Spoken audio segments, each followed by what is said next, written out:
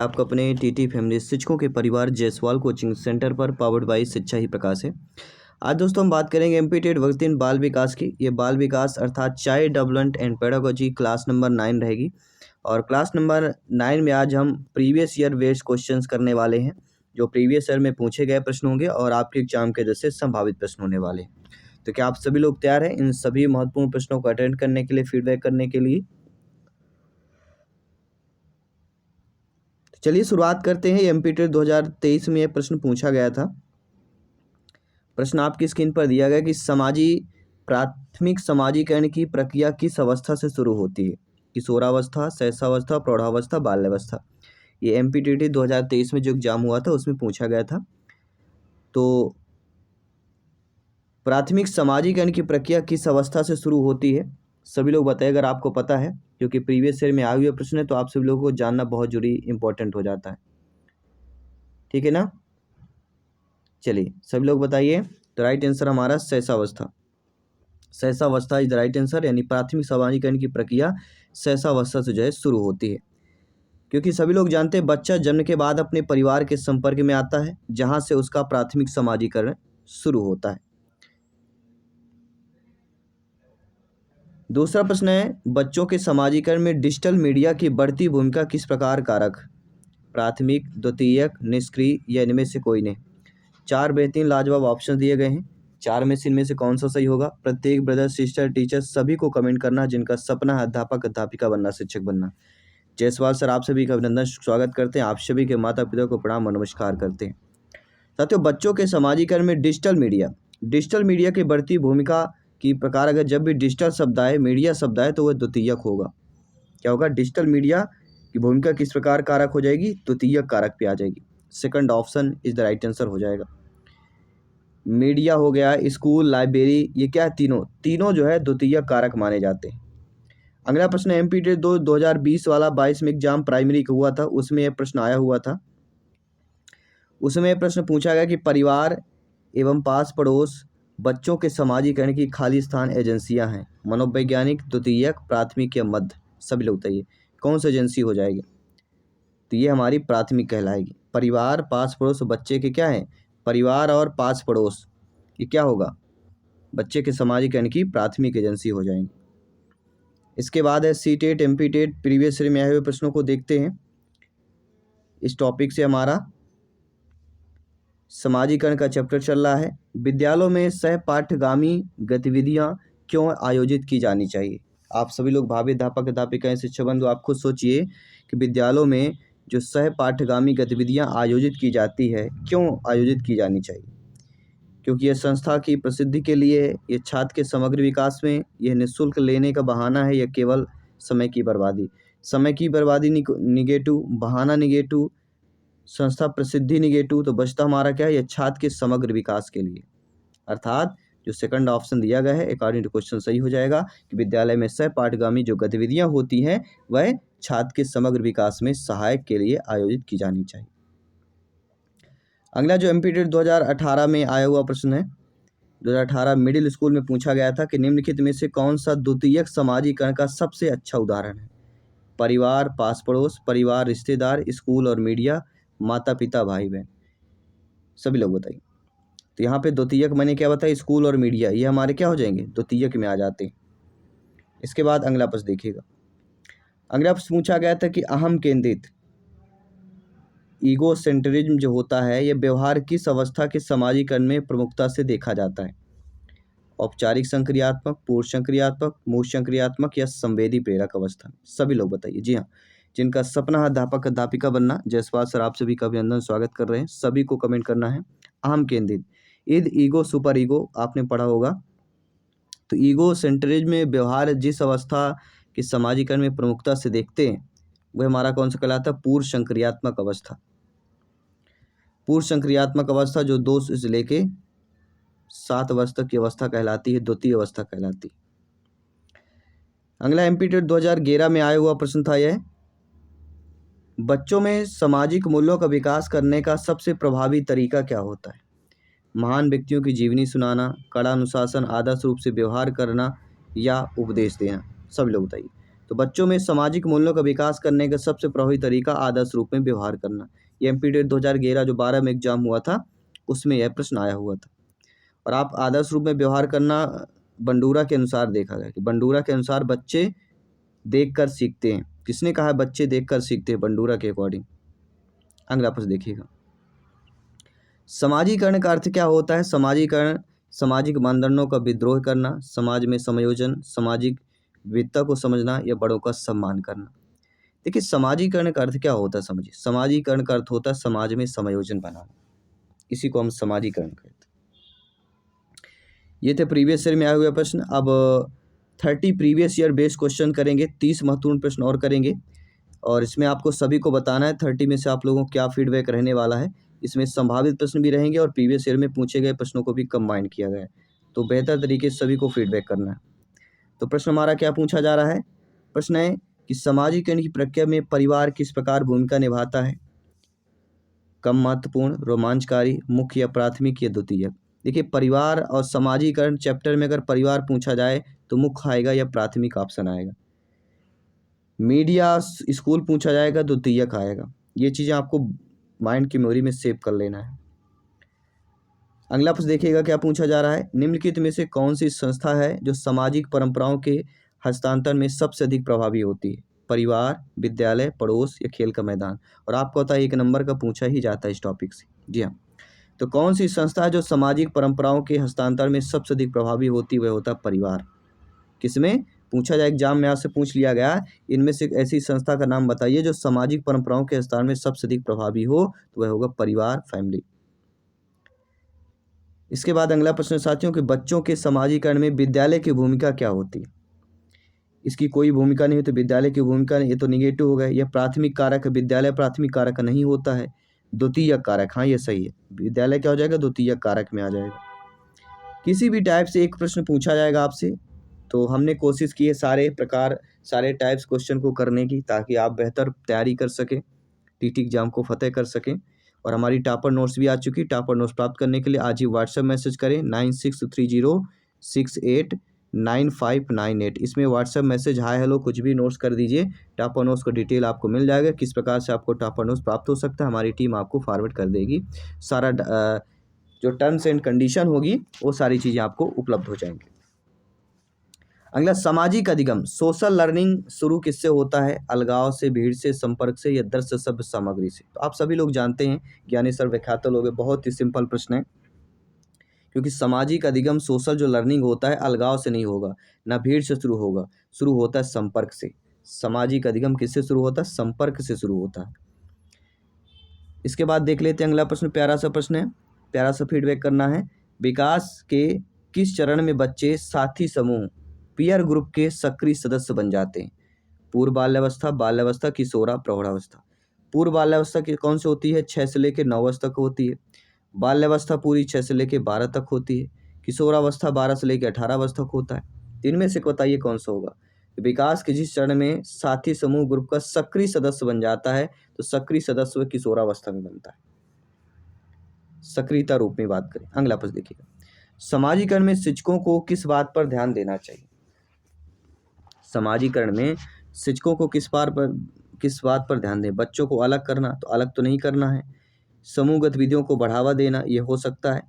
केवल रटना गलत होगा, कठोर दंड देना ये भी गलत। तो हमारा कौन सा ऑप्शन बचता है? समाजीकरण में शिक्षकों की जिस बात पर ध्यान देना कि समूह गतिविधियों को क्या करना? बढ़ावा देना। समाज मतलब समूह, समूह ही तो समाज बनता है। जहाँ अत्यधिक समूह होते हैं वहीं समाज बन जाता है। अगला प्रश्न, निम्नलिखित में से कौन समाजीकरण के एक निष्क्रिय घटक है?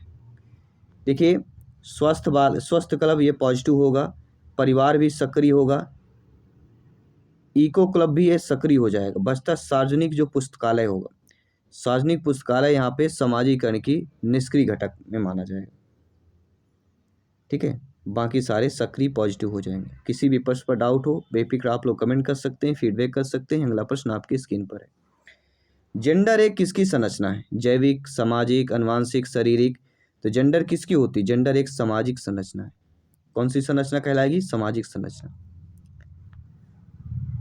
अगला प्रश्न आइए देखिए, पियाजे जी के अनुसार संज्ञानात्मक विकास के साथ साथ सामाजिक विकास के लिए क्या आवश्यक होता है? पुरस्कार, अनुकूलन, अनुवांशिकता या आत्मसातकरण?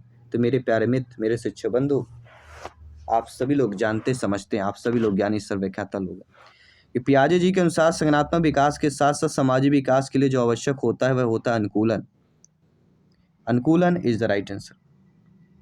इसके बाद अगला प्रश्न है, ये भी कई बार पूछा गया, रिपीट हो सकता है, संभावित प्रश्न हो सकता है, 1 नंबर पक्का कर सकता है कि बच्चे अपने समाज के बारे में जानकारी, कौशल, मूल, रीतियां कहाँ से सीखते हैं?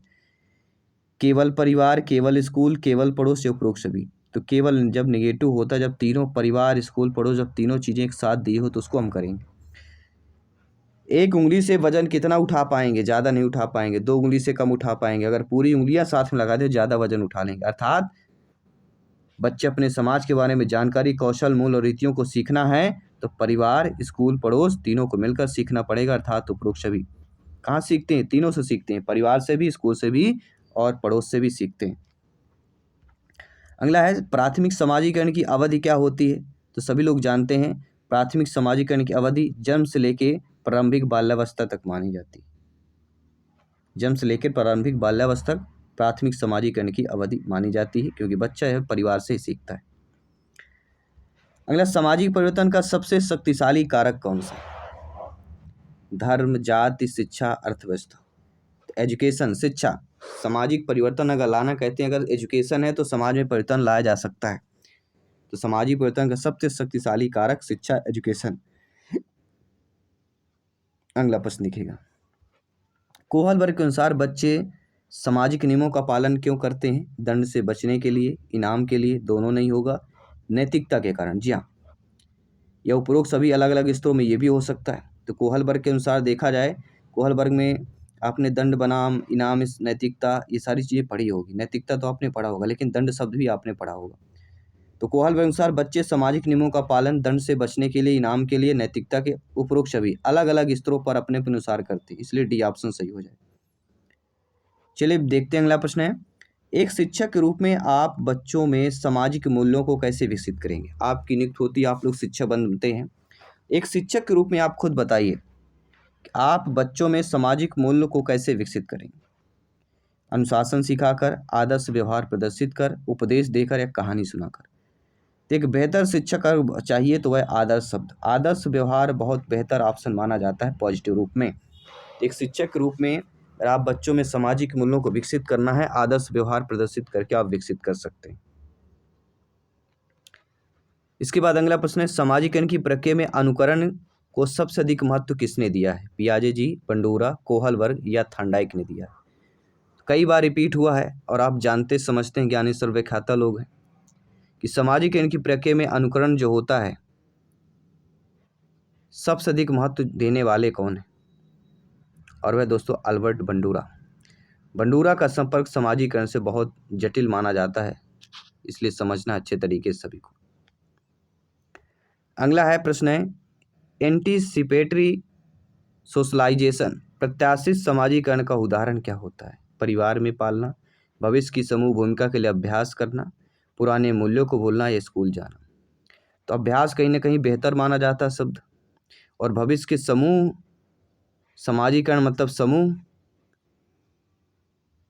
तो कहीं ना कहीं पॉजिटिव ऑप्शन हमें बी ऑप्शन लग रहा है कि नहीं लग रहा है? ना पढ़े हो फिर भी हम देख लें, हमने सिलेबस भी नहीं पढ़ा फिर भी हम लॉजिकल इस प्रश्न का उत्तर हम सटीक लगा सकते हैं, और यही चीज़ हमें सीखना है, तभी आप एग्जाम को फतेह कर पाएंगे। सीखना है तो प्रत्येक क्लास को अटेंड करना पड़ेगा, सारी क्लास फ्री ऑफ कॉस्ट हैं, सभी क्लासेस को ज्वाइन कीजिए। बाल्यावस्था में समाजीकरण की मुख्य संस्था कौन सी कहलाती है? मीडिया, धर्म, परिवार, स्कूल और सरकार? मेरे प्यारे में सभी लोग जानते हैं, आप ज्ञानी सर्वव्याख्याता लोग हैं, कि बाल्यावस्था में समाजीकरण की मुख्य जो संस्था होती है वह परिवार और स्कूल ही होता है। बाल्यावस्था की अगर बात करें, अवस्थाओं से रिलेटेड भी समाजीकरण पूछा जाएगा। जेंडर रूढ़िवादिता को खत्म करने के लिए कक्षा में क्या करना चाहिए? आप शिक्षक हैं, आपकी नियुक्ति होती है, आप खुद सोचिए, और आपसे प्रश्न, मान लीजिए आपके यहाँ सीओ साहब का दौरा हुआ और सीओ साहब विद्यालय में आए और आपसे पूछे कि सर बताइए, आपकी कक्षा में जेंडर रूढ़िवादिता को खत्म करना है, तो आपको कक्षा में क्या करेंगे आप? लड़कों को कठोर कार्य देंगे, मिश्रित लिंग समूह बनाएंगे, लड़कियों को केवल घरेलू कार्य सिखाएंगे या उन्हें अलग बिठाएंगे। देखो, खत्म करना है तो मिश्रित करना पड़ेगा, मिश्रित लिंग समूह बनाएंगे तभी आप खत्म कर पाएंगे। B option is the right answer. अगला, समाजीकरण का अर्थ क्या होता है? सामाजिक मानदंडों का विद्रोह, विद्रोह तो निगेटिव हो गया, सामाजिक, समाज में समायोजन। जी हाँ, समाजीकरण मतलब जोड़ना अर्थात समायोजन बनाना, समाज में समायोजन बनाना ही समाजीकरण कहलाता है। अगला है लुकिंग ग्लास सेल्फ, दर्पण आत्म का सिद्धांत किसने दिया? जी हाँ, लुकिंग ग्लास सेल्फ का सिद्धांत किसने दिया? यह दर्पण आत्म का सिद्धांत का किसने दिया? मीड, कूलो, एरिक्सन या फ्रॉइड? तो किसने दिया है? कूले, सॉरी। लुकिंग ग्लास सेल्फ, ला से लुकिंग, का से कूल,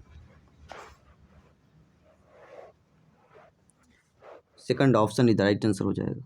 किसी भी प्रश्न पर डाउट हो बिल्कुल कमेंट कर देना, फीडबैक कर देना है। अगला प्रश्न है, वह प्रक्रिया जिसमें बच्चा अपनी संस्कृति के मूल्यों को सीखता है कहलाती है? समाजीकरण, विकास, परिपक्वता, अन्वेषण।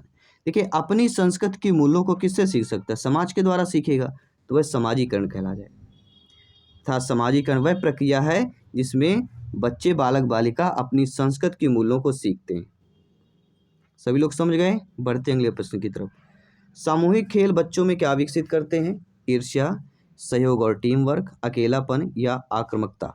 तो आप सभी लोग जानते हैं, अगर सामूहिक खेल बच्चों में खेला जा रहा है तो वह कहीं ना कहीं सहयोग और टीम वर्क को विकसित करते हैं, इसलिए यहाँ पे second option is the right answer हो जाएगा। सारे प्रश्न इजीली हैं, केवल समझते जाना है और प्रिपरेशन को मजबूत करते जाना है। किशोरावस्था को तूफान और तनाव की अवस्था किसने कहा जो समाजीकरण को प्रभावित करती है? कई बार पूछा गया है। तूफान और तनाव की अवस्था कहने वाले स्टेनले हाल हैं जो समाजीकरण को प्रभावित करती है। तो किशोरावस्था को तूफान और तनाव की अवस्था किसने कहा? स्टेनले हाल ने कहा। ये आपको ध्यान देना है, कई बार टीटी एग्जाम में रिपीट हुआ है ये स्टेटमेंट, ये परिभाषा पूछी जाती है। समाजीकरण में पुरस्कार किस प्रकार कार्य करता है? नकारात्मक, सकारात्मक, कोई प्रभाव नहीं, दंड के समान। ठीक है, पुरस्कार एक पॉजिटिव में रूप में है, तो जब पुरस्कार पॉजिटिव है तो वह सकारात्मक पुनर्वरण कहलाए। तो समाजीकरण में पुरस्कार जो होता है वह सकारात्मक पुनर्वरण का कार्य करता है। इसके बाद अगला प्रश्न देखिएगा। अगला प्रश्न कह रहा है कि मीडिया समाजीकरण का एक महत्वपूर्ण साधन है क्योंकि यह प्रभावित करता है। क्या प्रभावित करता है? केवल खान पान, दृष्टिकोण, मूल विश्वास को, केवल भाषा, केवल वेशभूषा।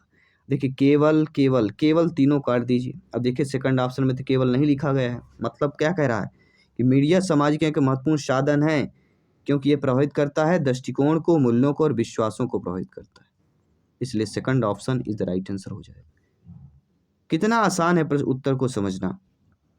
अगला प्रश्न स्क्रीन पर है कि ब्रोनफेन-ब्रेनर के अनुसार माता पिता का कार्यस्थल किस मंडल में आता है? लघु मंडल, बाह्य मंडल, बृहत मंडल या मध्य मंडल? जी हाँ दोस्तों, ब्रोनफेन-ब्रेनर के अनुसार माता पिता का जो कार्यस्थल होता है वह किस मंडल के अंतर्गत आता है? तो माता पिता का कार्यस्थल बाह्य मंडल के अंतर्गत आ जाता है। क्या आंसर आएगा? बाह्य मंडल इज द राइट आंसर।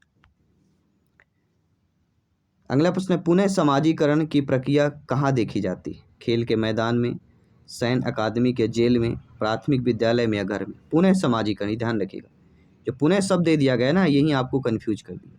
तो पुनः समाजीकरण कहाँ सीखता है? सैन्य अकादमी के जेल में ऐसा होता है। रीसोशलाइजेशन की प्रक्रिया फिर से शुरू होती, पुनः समाजीकरण। इसके बाद अगला प्रश्न है कि सामाजिक परिपक्वता का अर्थ क्या होता है? अधिक मित्र बनाना, सामाजिक समस्याओं के प्रति जागरूक होना, बड़ों जैसी बातें करना या अमीर होना? सभी लोग बताइए। तो आप सभी लोग जानते हैं सामाजिक परिपक्वता का अर्थ होता है सामाजिक समस्याओं के प्रति जागरूक होना, जागना। Second option is the right answer. अगला, समाजीकरण की प्रक्रिया कैसी होती है? रुक रुक कर चलती है, जन्म से मृत्यु तक निरंतर, केवल स्कूल तक या केवल 18 वर्ष तक? तो आप सभी लोग जानते समझते हैं कि समाजीकरण की प्रक्रिया किस प्रकार होती है? वह जन्म से लेकर मृत्यु तक निरंतर चलती रहती है, क्योंकि व्यक्ति रहेगा तो समाज में रहेगा, समूह में रहेगा। अगला प्रश्न, नर्सरी स्कूल के बच्चों के लिए मेरा परिवार विषय क्यों चुना जाता है? यह सरल है, यह उनके प्राथमिक समाजीकरण का केंद्र है, यह छोटा विषय है या शिक्षकों को पसंद आता है? तो आप सभी लोग जानते हैं नर्सरी स्कूल कि बच्चों के लिए मेरा परिवार विषय क्यों चुना जाता है? क्योंकि यह उनके प्राथमिक समाजीकरण का केंद्र होता है। मेरा परिवार, परिवार क्या है? प्राथमिक, प्राथमिक शब्द मतलब परिवार, समाजीकरण का पूछा जाए तो ये रहे टॉप 30 क्वेश्चन भी कर लिया हमने, प्रीवियस ईयर में पूछा गया। तो समाजीकरण का चैप्टर हमारा आज क्लियर हुआ। आई होप सभी लोग समझ गए होंगे बेहतर तरीके से। बाकी सभी क्लासेस चल रही हैं, सभी क्लासेस को ज्वाइन कीजिए, प्रिपरेशन को मजबूत कीजिए, तैयारी में लग जाइए, क्योंकि सिलेक्शन पाना है, टीटी एग्जाम को फतेह करना है। चलिए मिलते हैं अगले क्लास पे, अगले सेशन पे। सभी मित्रों को जय हिंद, वंदे मातरम, धन्यवाद सभी।